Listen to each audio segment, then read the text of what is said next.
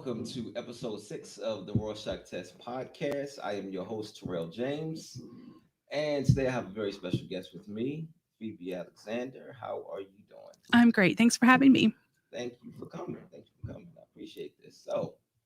So I remember when I first asked you what a Rorschach test is, or actually, if you know what a Rorschach test is, and your response was, "I have a degree in psychology." I was like, "Of course, you know what this is." You're one of the few people that a lot of times I ask people, and I'm not expecting everybody to know exactly what this is. I've done a lot of research and a lot of studying when it comes to psychology, so I know what these things are. But I don't expect most people to know what it is. You're one of the very few people that I expect. I don't even know why I asked you, but you're one of the very few people that I expected to know what a Rorschach test was.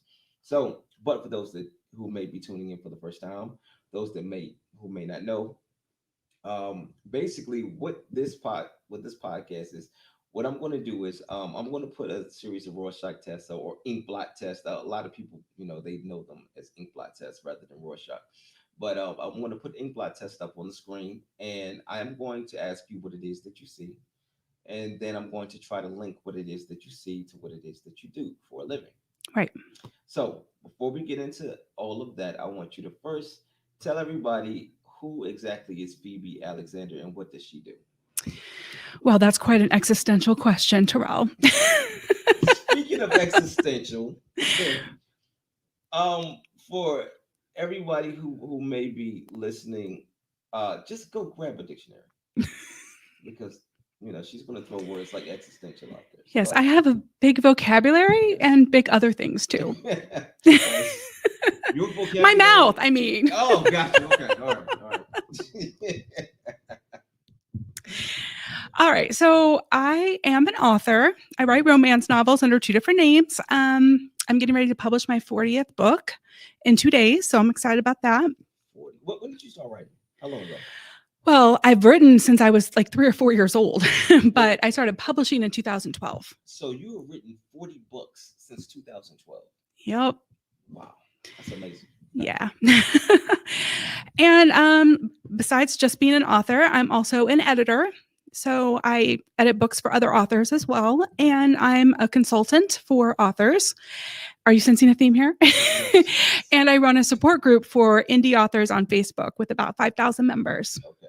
So when you say support group, what exactly, why do authors need support? Have you met any authors, Terrell? Come on. Well, I've met me. Besides yourself. Oh, okay. Well, I know you. I met you. Actually, just navigating the publishing world is really complex. There's a lot to it. I've been doing it for 8 years and I learn something new every day. There's so much to know and so many questions to ask and so many choices to make.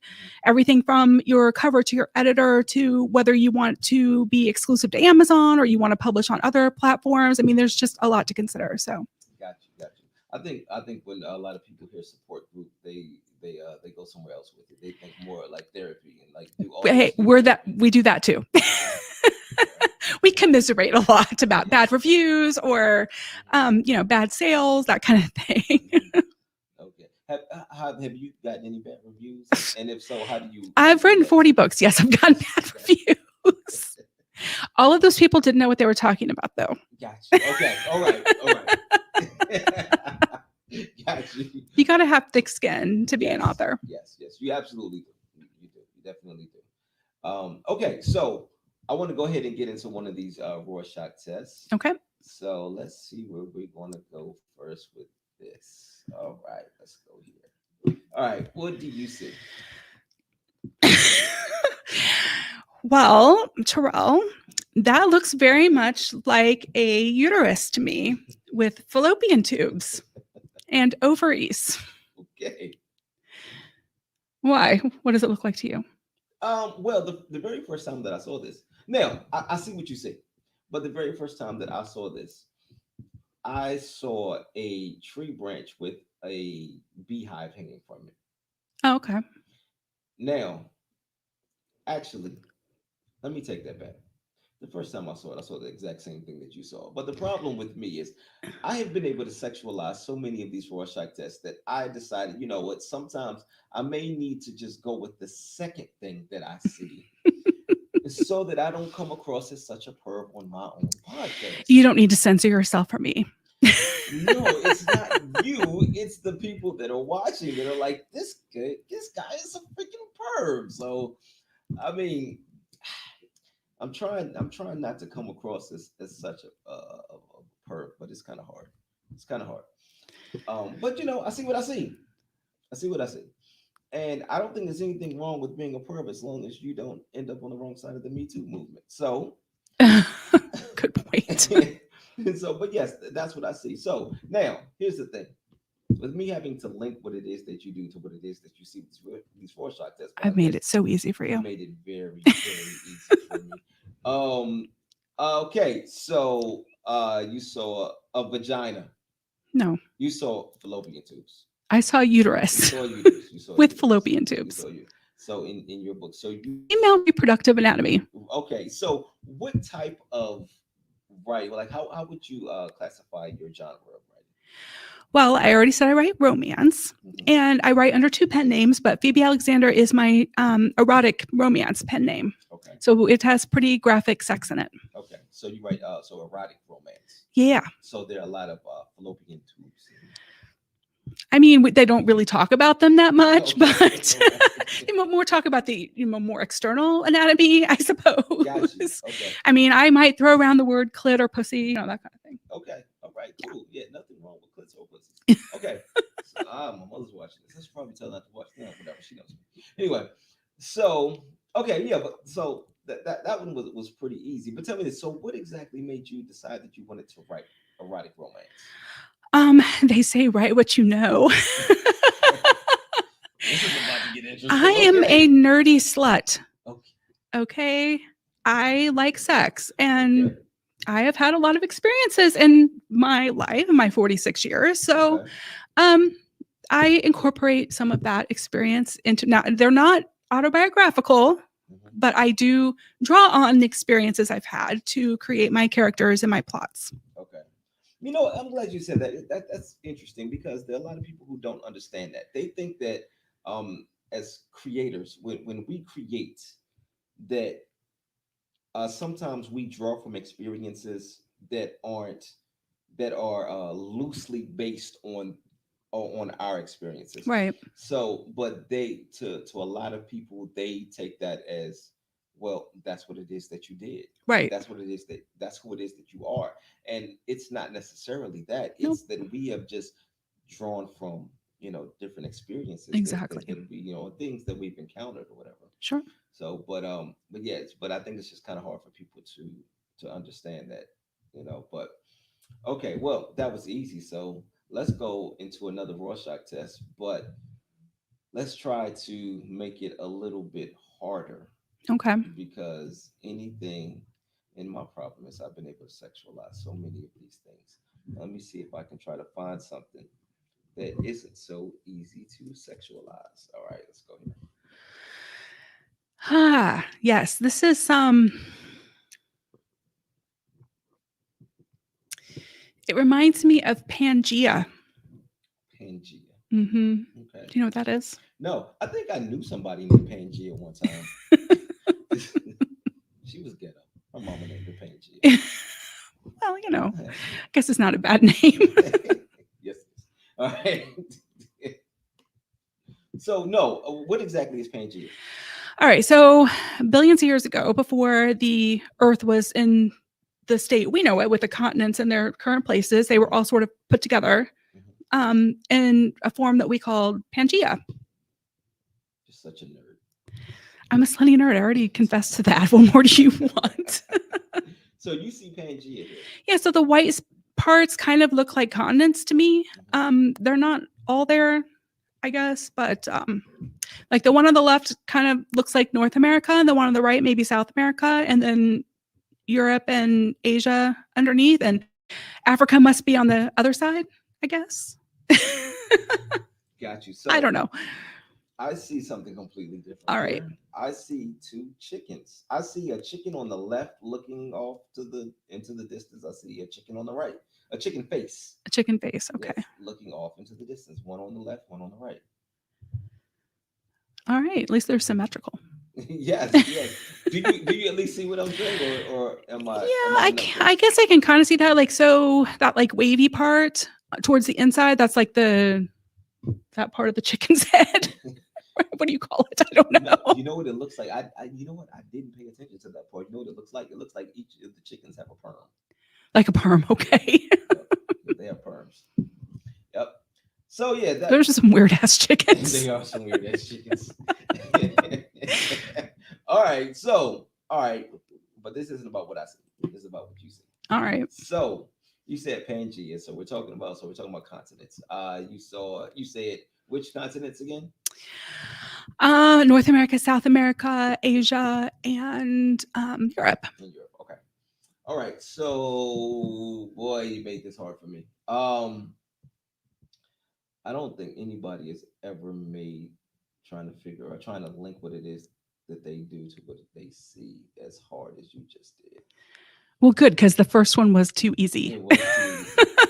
But that was You need a little bit of a yeah, challenge. I did that one on purpose though. Okay, so all right. I think I got it. Okay. So you have different ethnicities, people from different areas, because they all came together. Pangea was when they were all together. Hmm. So you have all of these people from different ethnicities that actually came together. When you write erotic romance, do you ever write with people from different ethnicities coming together? Yes, I do. Ding, ding, ding, ding, ding. Look at you. Great. Yeah, I have a lot of interracial couples, actually. Okay. It's really important to me to write diverse characters, people from different backgrounds, and that includes different races and ethnicities. So, yep. So, are you pulling from experiences with that? Have I had partners of other races? Yes. Okay.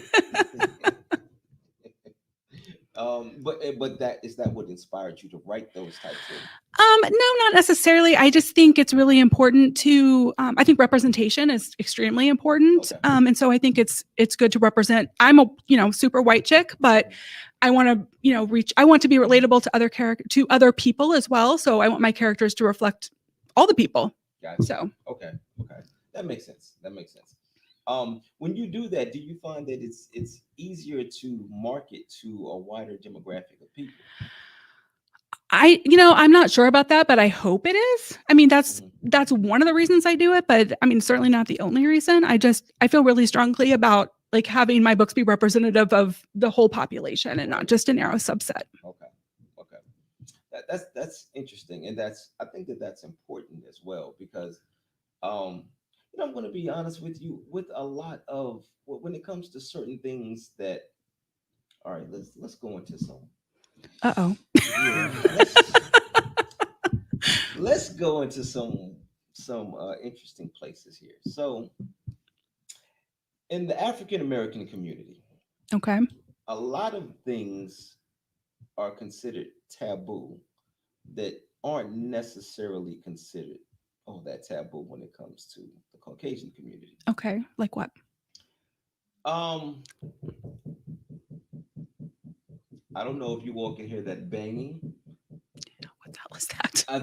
but I believe the people next door they're renovating, and that's where that banging came from.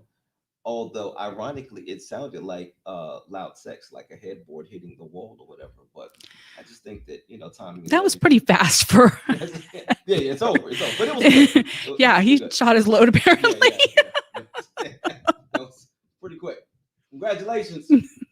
So I don't even know what I was about to say. What was I going to say? Oh, okay. So things being taboo. So, for instance, swinging, BDSM, things of that nature. It just in a lot of times in the African American community, it's not saying that there are no black people that do it because of course there are some. Yes, there are, Yeah. and I know some of them from both cases, actually. Right.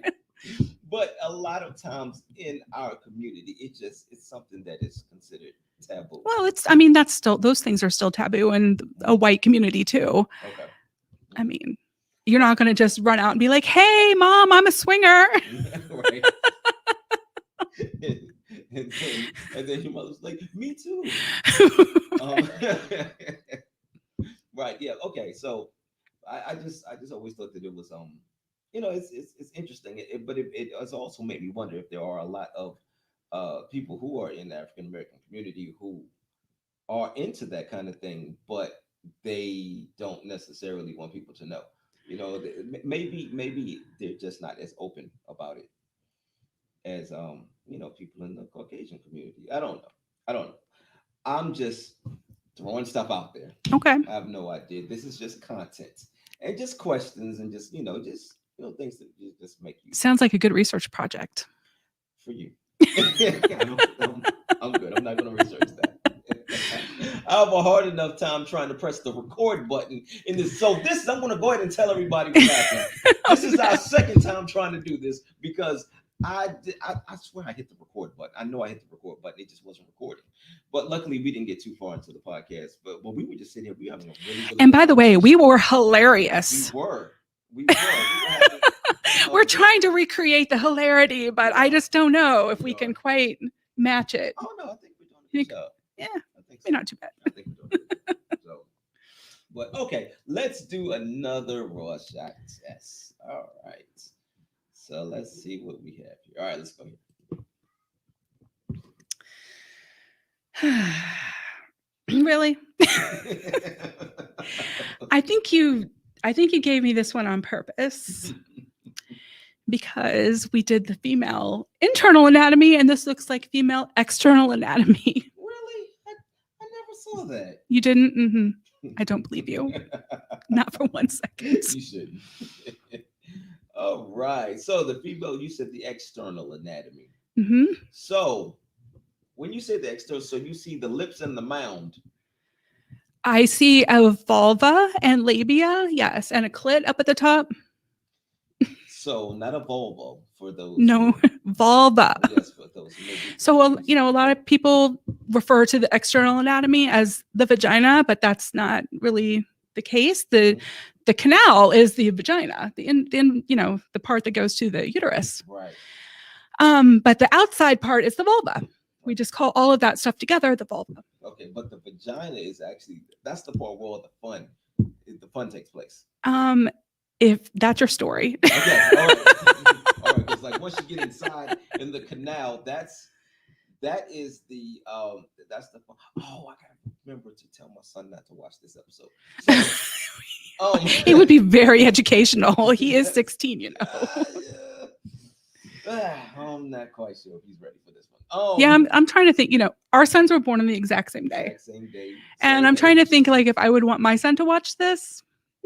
I wouldn't mind if he watched it if it was somebody else besides me. Look in the background, sex tape. Timing is everything. Okay. Yeah, if it was somebody else, like, instead of me, like, it might be okay, but okay. Yeah. Might be weird. He would think it was weird. Yeah, I'm sure. As he should. Yes. I know your son. He would think it's weird. So okay. So so you said that. I'm gonna pull it back up. Okay, so we have the so let's break down the parts of the vagina, because I said the mound and the lips, and I'm thinking that that's not the actual term. Like, those are not the actual terms. Okay, all right. So let's have. I mean, they might work well if you're writing erotic romance. I mean, I certainly would use mound and lips, and I don't use the actual, scientific terms in my books because nobody wants to read. Nobody wants to read that. No. Nobody wants to read about penises and vaginas. Right. They want to read about cocks and pussies. Okay. Okay. Now I got to remember to tell my mother not to watch this either. Okay. So let's break down let's have an anatomy lesson. Oh, great. Okay. So let's say that this right here is I can't say the vagina because the vagina is inside. Right. It's the vulva. The vulva. Okay.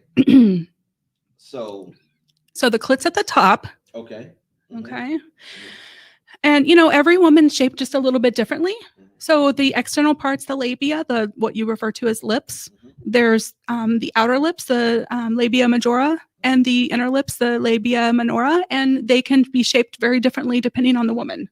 Okay. So a lot of times, we're used to seeing female anatomy like in porn, and a lot of those women have really small labia, but that's, there's really just a lot of variation Okay. in what's normal. Hmm. Yeah. So right here, this looks like a long clip. Is that a long clip right there? Well, this is not an actual, this is an ink blot. Yeah, I see a long It's clip not to scale, with okay? wings. It's a long clip with wings up at the top. Yeah, it's hard to tell exactly what's going on This clit is trying up to there. fly. This clit is trying to fly. That is, wow, flying clit. Okay, so let's go back down. Okay, so the lips, you said the lips are called the what again? Labia. Labia. Okay, and you said is it like the major and minor? Like music. Right, or like constellations. They sound like constellations. So it's like the left lip and the right lip. No. Okay, all right. The outer lip Mhm. and the inner lip. Okay, and which one is the major? The outer. And the minor is the Inner. inner. Okay, so a major lip, I mean an inner lip and an outer lip. That is interesting. I mean, can you tell where that would be in the ink blot? Like maybe that lighter section would be the labia minora, and the darker section would be the labia majora. Yeah, I can definitely you see that? Yeah, I can definitely see that. Mhm. And then the entrance to the vagina is really dark, and then it has like sort of that light strip in the middle. Mm-hmm. Okay, yes. And then down at the bottom, I guess you'd have the anus.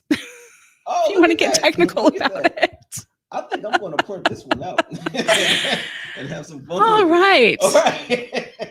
I think it's time to move on now. Boy, I love when I make people feel uncomfortable on my podcast. So, although you don't feel uncomfortable at all.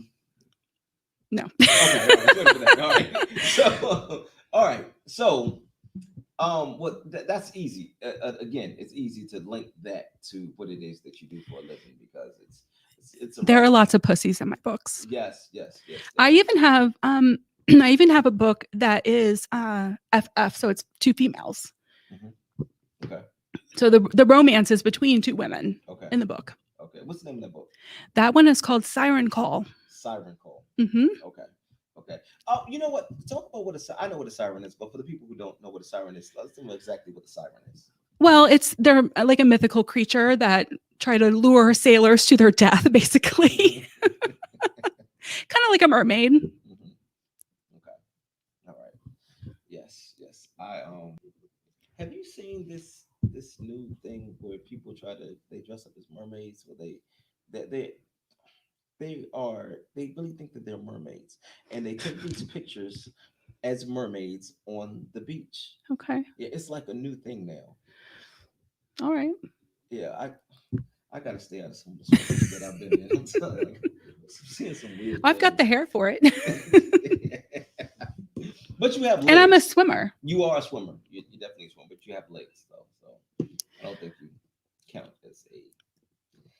as a mermaid. Okay, let's try to find something else that's not so easy for me to link to what it is that you do for a living.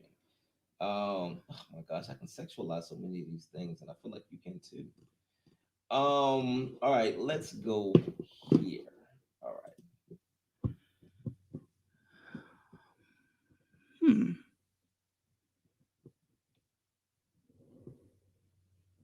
This isn't the same one we did before, right? No. It's different. Well, does it look like the chickens to you? Is that the one you're talking about? No. From where we screwed up. Okay. That one. No, it's not that one. Okay. I couldn't even remember which one that was. Oh, I don't know. It doesn't really look like anything. Okay, so it looks like pieces of stuff put together. Mm-hmm. So I think I'm getting like a dragon vibe from that, like. Okay, so the top part, they look like kind of like eyebrows. And then under that, the two pieces that are sort of facing each other looks like a dragon, like breathing out fire or something.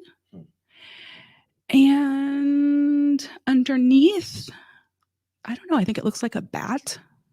kind of. Hmm. What do you think? So it's like eyebrows, a dragon, and Yeah. bats. Oh, yeah, I should have picked another one. This is weird. Yeah. So This So is go even with harder. that. This is Mhm. even harder than Pangea. Okay. What I see, it looks like two angels at the top praying, like they're facing each other Okay. and they're praying. Okay. I can see that. But then beneath them, it looks like two aliens tongue kissing. Oh, okay. Yeah. I couldn't even hardly see that part. Mhm. Yeah. And it looks like the aliens are So the on. dragon's like shooting a ball of fire at the aliens. You see that? Okay, I see that now. I do see that. I do Those see are that. definitely dragons. They definitely They are. look like dragons. And I'm not saying that because my son just had a Dungeons and Dragons birthday party and I made him a dragon cake. Not just saying that. that they do look like dragons. Okay. So you said eyebrows at the top. You saw dragon. Eyebrows, like Mr. Potato Heads. Okay. Okay. I'm going to get my angry eyebrows. So angry eyebrows, a dragon. I mean, two dragons shooting fire At aliens. At aliens. And what was the third thing you said? And a bat. And a bat underneath. Okay. All right. I'm going to try to link all three. All right. This is going to be tough. That's 4, but go ahead. 4. What? The aliens? Yeah. Okay. Cool. All right. All 4. So what were the aliens doing? Let me pull it back up. What do you see the aliens doing? Yeah, I think you're right that they're touching tongues. Okay. Okay. All right. I will start there. Aliens touching tongues. Mm-hmm. Have you, I don't have any aliens in my books. No, but you have experience. So do you write, because you said you pull from certain experiences, have you had any experiences that were mind-blowing and that out of this world, like aliens out of this world? Have I? Yes. Of course. Okay. You want to share any of those experiences? I can't really think of just one story. Just give us just one off story, the maybe. top of my head, but I mean, there are definitely really awesome. There's really awesome sex in some of the books, in all the books. Okay. So anything from your own like personal experiences? All right. So I wasn't going to say this, but there is one scene in my book, Fisher of Men, that is literally exactly what happened to me. Because I used to blog. Okay. And so sometimes I would blog about my experiences. And this particular experience was an orgy. Okay. And I had written about it on my blog. And then later, when I wrote the book, I took that blog entry and I just changed the names to be my characters. And it is like almost word for word in my book, Fisher of Men. Okay. So you're not giving details. You got to read the book. Okay, got you. Okay. All right. So So if you read Fisher of Men and you read the orgy scene, you have to figure out which character is me. Got you. Okay. That would actually be fun. So you will have to go pick up that book, Fisher of Men. And at the end, I will give you an opportunity to tell everybody where they can find all of your books. Okay. So the other thing you said, you saw bats. You saw a bat. Yep. Okay. They're nocturnal. Do you find yourself writing a lot at nighttime? I do tend to write at nighttime. Okay. I usually try to do all of my other work. So like all my editing, I usually have 2 or 3 editing projects going on at any one time. And all my social media and stuff, I do all that in the morning and usually don't start writing until late afternoon. Okay. And then into the evening. Okay. And bats sleep upside down, right? Have you ever slept with anybody upside down? Upside down? I don't think so. Okay. All right. Okay. Dragons. Ah, boy, oh boy. Dragons, they breathe fire. They are mythical creatures that breathe fire. Do you have any characters in your books that breathe fire? Well, that are mythical, something that people would that you wouldn't normally come across. Something a little different. Well, all of my characters are actual humans, Okay. but let me think. I think my character that's most like a dragon is probably Garrett. Mhm. And he is in my book Mountains Climbed. And he's like a side character in my book Mountains Climbed. And I liked him so well. Like he needed a redemption story. Okay. So he got his own book and it's called The Navigator. And he has fire red hair. And he's very tall. And he is a grad student in political science, but he's also an actor and a really, really good singer as well. Okay. So Okay. So, when we say mythical, so you mean he is in the bedroom, he's sort of mythical, like a Okay. mythical creature. He's, Okay. yeah. And he's actually based on a friend of mine. Gotcha. Okay. All right. Okay. We won't say the friend's name because whatever. Um. Okay. And what was the other thing? It was eyebrows. Okay. Eyebrows. When you are writing, okay. Sometimes people, when they look at you a little weird, or when they look at a situation or a person kind of weird, they kind of raise their eyebrows. Mhm. Do you purposely try to write in a way that makes people raise their eyebrows? I wouldn't say I do it on purpose. I think Okay. it just might come out that way. Okay. I mean, just because it's a little like off the beaten path, I guess. Mhm. A lot of erotic romance is really tropey. Said tropey. Tropey. Okay. Yeah, so Does like a everybody trope. have their dictionaries? I told you to get your dictionaries earlier. So like a trope is sort of like a well-worn cliche, like enemies to lovers Okay. might be a trope. Okay. But my books, I mean, yeah, I have some of that, but like they're just different, I guess. I don't follow a lot of the same patterns that other romance novels follow, especially because I tend to focus on ethical non-monogamy. Mhm. So I have a lot of books where, there's the main couple, but then they have other partners as well. And that's what ethical non-monogamy is. well, non-monogamy means, having more than one partner. Right. Uh-huh. But the ethical part means that all of the partners are aware of each other. There's not any cheating. Everybody's, the communication is transparent. Everybody is in agreement about what's going on. Okay. Got you. And that's ethical non-monogamy. Okay. Right. So that would be No, things like we already talked about swinging. So that would be like I have swinging in my books. I have polyamory, Mhm. open relationships, that kind of thing. I have a hot wife in one of my books. You said a hot wife. Mm-hmm. Okay. I have a hot wife at home. So, Probably not in the same way that I mean it. got you. Okay. All right. Got you. So Fonda would want me to clarify that, I'm sure. Right, I'm sure. So, okay. So polyamory. So for the people who don't understand what that is, Okay. can you explain that? Polyamory is just having romantic feelings for more than one person. Okay. That's all it is. Mhm. So you could be married to somebody, but be in a relationship with another person. So you could have a husband and a boyfriend. Hell yes. Okay. Okay. And I have before. Okay. Okay. All right. And so is that the same as ethical non-monogamy? It's like a part of it. It's a part of it. So ethical non-monogamy is sort of like an umbrella term for, any kind of situation where there's more than one person's having sex with more than one person, I guess. Okay. Okay. And everybody knows about it. Okay. Yeah. So it's not cheating. So there are no secrets. There's no cheating. Exactly. Okay. Would that fall under the same? Would that be considered swinging? Swinging would be under that umbrella, yes. Okay. But I mean, swinging is different than polyamory because most of the time you wouldn't have romantic feelings. It would purely be physical. Okay. Okay. With swinging, it's With just, swinging, yeah. Okay. Got you. Just purely physical. Mhm. Got you. Ethical non-monogamy. There are feelings involved. No, polyamory, there's feelings involved. Polyamory, there's feelings like romantic involved. feelings. Got you. But ethical non-monogamy could lead to swinging, which there are no feelings involved. Okay.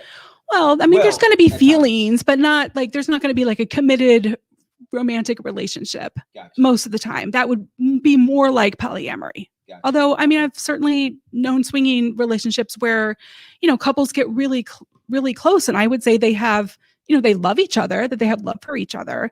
Do they have a commitment, or do they have like actual romantic relationship? I don't know.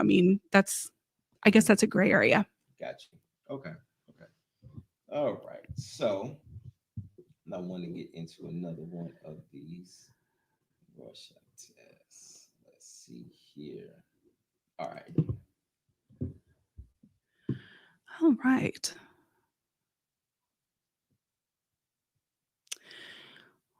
Well, I would say that the two sort of pinkish red things on each side sort of look like stalking cats or like tigers or something. And I don't know.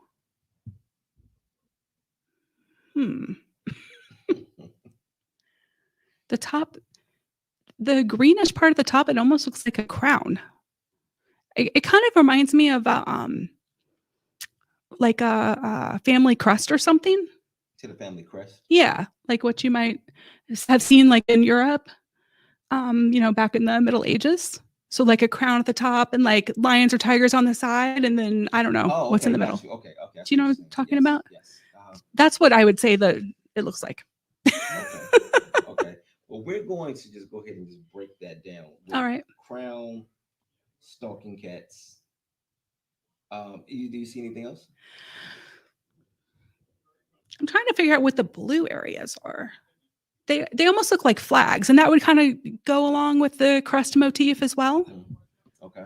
Yeah, I don't know about the bottom part, the part that's like red and orange. They almost look like bears, like sitting back to back and like facing out. Okay. Does that make sense? Yes. I see the bears. The first time I saw this, I saw wolves. I thought that they looked more like wolves. Okay. But their noses, their mouths weren't as pronounced as wolves, but they look like wolves. Right. But I definitely see bears. I more so see bears now than wolves. On the sides, I actually see bears. Okay. The ones that you call cats, stalking cats, I see those as bears. At the top, it kind of looks like a stingray. I can see that. And in the middle, I definitely see the flags. So, okay, but you said crown, flags, stalking cats, bears. Yep. All right. A family crest. That's what it looks like. Family crest. All right. But instead of talking about the family crest, we want to break this all the way down. Okay, so let's start with stalking cats. It's getting darker and darker outside, and it's really getting dark in here. And my light let me see if I can adjust this light some. I don't know. Maybe that worked, maybe it didn't. Okay.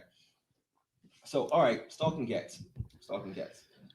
And you said you saw the crown. So let me pull this back up for a second. All right, the stalking cats are on their way up to the crown. Stalking cats are sneaky. They are sneaky. They're trying to capture something. They're trying to sneak up on something. They are trying to, it looks like here they are sneaking up on the crown. Stalking cats sneaking up on a crown. When you are writing, when you are coming up with your ideas, do you sometimes feel as though you were trying to compete with the people who were at the top, the people who would be the king or the queen, whomever is at the top? Are you trying to compete with those people? And do you feel as though you have to be different in order to do that? And when I say different, you have to be sneaky. You have to be a little bit different in the way that you approach your writing. I see where you're getting at. I don't really see myself as competitive with other authors, but I will say that there is a lot of pressure to publish quickly. Okay. And there's a couple reasons for that. One, the biggest reason is because of Amazon. And what I mean by that is they have algorithms that favor publication every 30 days. And so there are authors who actually publish a book a month because they're trying to take advantage of that algorithm. And that is really fucking hard to do, to write that fast. And like I said, I've written 40 books in 8 years, and that's not a book a month. So I can only especially with everything else I have going on. And the first few years I did this, I had a full-time job too, but I can see that that's really the competition. It's not really with each other. It's more like a competition for time, Okay. if that makes sense. It's a race against time, I guess. Okay. So you don't feel as though you're competing with people who are at the top. No, and the top changes. Okay. Somebody might have a really big hit, and then they may not write for another year or so, and they might kind of fall down the rankings, and then, or they may never come back, So I think it changed. I mean, I've seen a lot of turnover in 8 years. A lot of the people who started writing when I started writing aren't writing anymore, Okay. because it's really easy to get burnt out, because we're trying to publish so fast. We're trying to do everything. We're trying to have the right covers. We're trying to have the right marketing. We're trying to reach the right readers, to retain the readers. We're trying to get reviews. I mean, it's just, like I said, there's a lot to it. Okay. Yeah. Okay. So the other thing that you said you saw, oh, wrong one. You said you saw flags. Okay. And down here you said bears. Mm-hmm. Okay. Flags and bears. So do you flags, do you ever feel like when you're writing that flags are going to be raised? Let's say red flags. Like maybe you've gone a little too far. Yeah. Yeah, I definitely have had a couple of books where I wasn't sure how readers were going to relate to them. I can think of one in particular. I wrote it under my other pen name, so it doesn't have a lot of graphic sex in it, but basically the story is two parents are brought together because they both lost children in school shootings. So that in and of itself is really emotional, obviously, but the catch is that they're kind of on two opposite sides of the gun control issue. Okay. So the mother is really pro gun control, and the father is the president of his chapter of the NRA in Texas or whatever. And so when they meet, it was before his daughter ends up dying. And it was after, when she's out like doing rallies and stuff, and he's like counter rallying. Okay. And they end up meeting afterwards and not realizing that they're on opposite sides. And so anyway, what I was worried about is that I was able to portray both sides, sort of to do justice to both sides, because I have my own really, clear feelings about it. So what I did is I got beta readers, and I made sure that I had readers from, both sides of the issue, so they could tell me if I was, doing justice to both sides of the argument. Right. I did a really good job just now acting like I've never read that book. Have you read that book? Yes, I have. Oh, okay. Okay, so another thing you said, you saw bears. Yep. I'm going to go somewhere a little different with the word bear. Okay. Uh-oh. So do you feel as though you bear it all when you write these books? Well, that is a different kind of bear. Yeah, I mean, I definitely don't I don't have any qualms about there's not really been anything that's been off limits for me, if that's what you're asking. Yes, right. Okay. All right. Sounds good. Okay, so now I'm going to get into some other pictures, okay? Okay. Now, I'm really looking forward to this part. Uh-oh. Just because I know you and I know how this is going to affect you when I put this up here. Oh no. There's your cum again. What? Cum. Oh, but the top, yeah, cum, yeah. Because this is the first time, because that was the first time that happened. It was when we weren't recording. Yeah. So I missed a good opportunity for a good joke. Sorry, everybody. That was an inside joke that came out. So let's start here. Okay. How do you feel about these books? Well, I have mixed feelings. Actually, what got me started in publishing was 50 Shades. Okay. I read it in 2013. No, sorry, 2011. Mm-hmm. When it was really, I'm sorry. No, it was 2012. Okay. I read it in 2012, Mm-hmm. the same year I published. And I didn't realize at the time, because it was when it was very first people started talking about it, and I didn't realize that it was 3 books. I just thought it was the one book. Mm-hmm. And I was like, it's not very well written. Okay. Plus, the way that BDSM is portrayed, I have a lot of issues with it. I don't think it's very realistic. I'm not really a BDSM practitioner myself, but I have dabbled in it, and I do know lots of people in that community, and I know that it's not really portrayed very accurately in that series. But I do appreciate how that book sort of opened the doors for romance authors to publish. And one of the reasons is because of ebooks. Because you can buy an ebook and have it on your phone or your Kindle, and nobody has to know what you're reading. Right? So you can download the smuttiest thing and no one can be the wiser.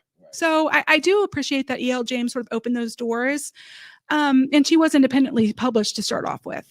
So I do appreciate that. But as far as the book itself, like, I never read the other 2 books. I only read the first one. But what ended up happening after it got to be so popular, the person I was dating, one of the people I was dating at the time, I was actually going through a divorce, but I had a boyfriend, I guess, for lack of a better word, and he challenged me, or sort of dared me, to write my own erotic romance. And that's how my first book was started. Okay. And he helped me with it, actually. Okay.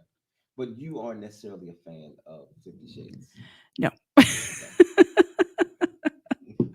All right. You knew I was going to say that, right? Yes, I did. That's why I brought that up there. Okay, so I knew that one was going to kind of get to you, but I have some other things up here that are probably going to grind your gears. All right. Oh, it's probably like bad grammar or something.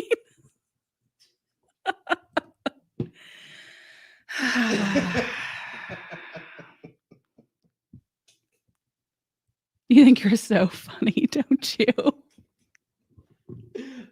All right, we'll go to another one.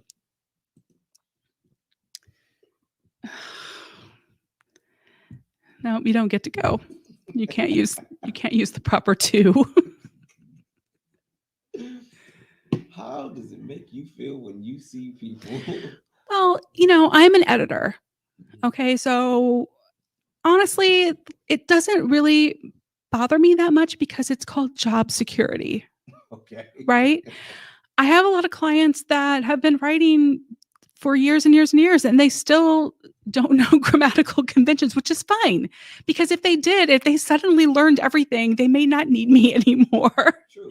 And like half of my income comes from editing. So I would like to keep doing it. So I guess, everybody thinks it's funny to tease me about grammar, but like, if it wasn't for bad grammar, I wouldn't have a job. Right? Mm-hmm. Now, what about the people who are on like social media who do it? How does that make you feel? I mean, it depends on text messages. It doesn't really bother me that bad in text messages, just because it's so easy to have a typo, or, for it not to come out right, for it to autocorrect wrong or whatever. So that doesn't really bother me that much. On social media, like, I do feel like people should proofread their posts, but I think a lot of times it's just people don't know the actual rules. Like, typos are one thing, but like a lot of people just don't know the rules. And it's always baffling to me how you can make it through like X number of, 12 years of school and still not know the difference between your and your. But I digress. Yeah. Yep. Like I said, job security. Yes, job security. Yeah, and as long as people are getting things wrong, then you will have a job where you can get things right. Exactly. So, and I have to, I look things up too. I mean, sometimes it's, there's certain comma usages that are kind of gray areas, or like some words get hyphens. When you have compound words, sometimes they get hyphens, sometimes they don't, sometimes they're 2 words. And, when I'm not sure, I look it up. And guess what? Everybody can look stuff up. I'm not the only one. I don't have like some sort of magical ability to Google. Okay. Okay. So, all right. So we're going to wrap up. Okay. But before we do, I want you to tell everybody where they can find all of your books. Okay. So all of my books are on Amazon. And if you just go to Amazon and search Phoebe Alexander, you're going to find all of my erotic romance. I do have a couple of series that are on other platforms as well. So if you read on Apple Books or Nook or Kobo and you search Phoebe Alexander, you're going to find some of my books, but it won't be all of them. Okay.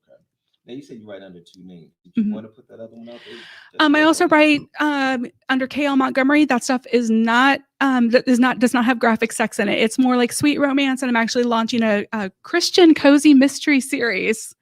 Yes, you can be a slut and also be Christian. I know, it's crazy, right? There are a lot of sluts in church. Yes. Yeah. Yes. Okay. So and they can find them all on Amazon. And those are all on Amazon. Okay. Yep. Good. Okay. Well, this has definitely been informative. We have learned about different forms of different types of relationships. The polyamorous, the well, learned a little bit about swinging. We learned about what was the other one that you said? Non no ethical non-monogamy. Yep. We have learned about the different parts of the vagina, the labia minor, the labia major, right? The vagina, which is inside, um, the what other parts? We talked about the vulva. That's The the, vulva, external the genitalia. vulva, right? Yes, yes. We learned about the vulva. And Not the car. Not the car. Not the car. No, no. You drive the Volvo. The vulva drives you crazy. Gotcha. All right. And what I'm sure we learned some other things, but we covered a lot of ground. We did cover a lot of ground. We had a good time doing it too. Well, I did. I did too. No, thank you for having me. All right, that's good. Thank you for coming. So, again, you let everybody know exactly where they can find your books. You said Amazon, either under Phoebe Alexander or KL Montgomery. Yep. Okay. All right. And I was able to link everything that you do. You did a great job. Thank you. I had no doubts though. I appreciate it. With a couple of those, I had some doubts. I was like, oh, it's going to be a little tough, but it was fun though. It was definitely fun, and I had a good time. So, until next time, everybody, be good.